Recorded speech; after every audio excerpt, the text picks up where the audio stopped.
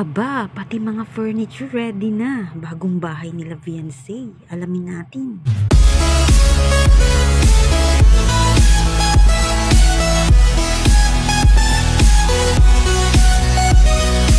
Update nga po sa bagong bahay nila Viancé. Pati mga furniture ready na. Tara, alamin natin. Kamusta po mga kalingap? Muling nagbabalik ang inyong lingkod mini vlog, naghahatid ng update tungkol sa mga kalingap. Kung bago ka pa lang sa aking channel, mag-subscribe na at huwag kalimutang mag-like para lagi kayong updated sa aking mga videos.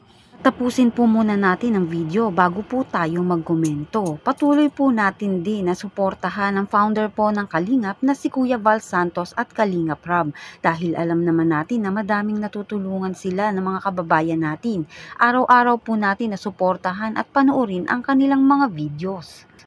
Wow, pati nga po mga furniture sa bahay kina Viancé, handa na. Bago pa yan ay napag-alaman nga po natin na mga pintuan na lang ang kulang rito at mga gamit na kakailanganin. Kaya nga po natagalan ang pinto at di agad nakabit nila Kalingap Rob.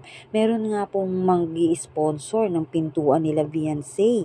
Nais nga po ni Kalingap Rob na hindi cheap ang mailagay sa bahay nga po nila Viancé na pintuan nila para nga po talagang matibay po para mailagay po sa bagong bahay.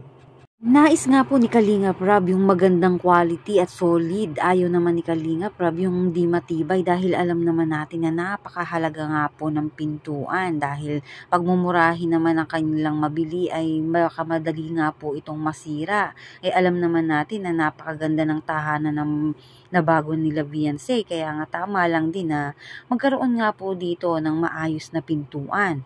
Meron nga pong nagbigay na nagmagandang loob para po sa pinto. Kaya yung nais nga po ni Kalingap Rob na pinto ay mailalagay na. At solid talaga. Nara nga po ang magiging pintuan nila Viancé na talagang masasabi natin ito ay matibay. Inaantay na nga lang po ito upang matapos gawin at maikakabit na. Malapit na talaga at makakalipat na nga rin itong sila Viancé. Next month, meron na din pong nag-sponsor para nga po sa bubong ng balcony nga po nila Viancé. Nagpapasalamat nga po dito si Kalingap Rob at sila Viancé. Sa mga tumutulong upang matapos nga itong bahay kay Viancé, sobrang pasasalamat nila Viancé sa lahat nga po ng nagmamagandang loob na tumutulong rito. Dito naman tayo sa furniture, kahit nga po furniture ay ready na rin sa bahay nila Viancé. Yun nga po kay Dr. Love, meron nga daw po silang sala set, higaan, TV rack. Ganon din po yung cabinet nga po sa kusina ay meron na din. Talagang nakaredy na lahat ng gamit na talagang excited na ang lahat sa ribbon cutting. At kung yung pintura nga din po ay papatungan pa po iyon dahil nga po first coating pa lang po ang pintura nga po ng bahay nila Viancé. Pero malapit na nga rin po iyon. Kaya antay-antay lang tayo sa nalalapit na paglipat nga po nila Viancé at ang pamilya nga po nito. Nasa live ako maya, time ng nag-hide si Maria. Sabi mo, may magandang cabinet. Cabinet? Ano yung cabinet? Wala bang furnitures mo niya sa akin? Kama, TV rack, at saka yung upuan. Furnitures lahat yun. Basi nangahoy pa mo sa polyar, yun ang problema. Baka nangahoy pa nga.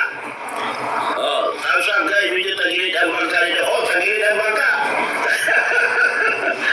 Laging cabinet sa kitchen lock. Pinadali niya ako. Kalingap Rob ang ginawa niya. Pero sa saan din siya, nahuli ko rin. Kitchen, may binigay ganun po doon sa shout out po sa inyong lahat. Yung mismo, Baraton. Cabinet sa may lababo. Nandun na po yun. Nandun na po yun lahat. Yung cabinet 40K. Nandun na po lahat yun. Ay parang may order yan. Huwag na hanapin, Doc si Maria.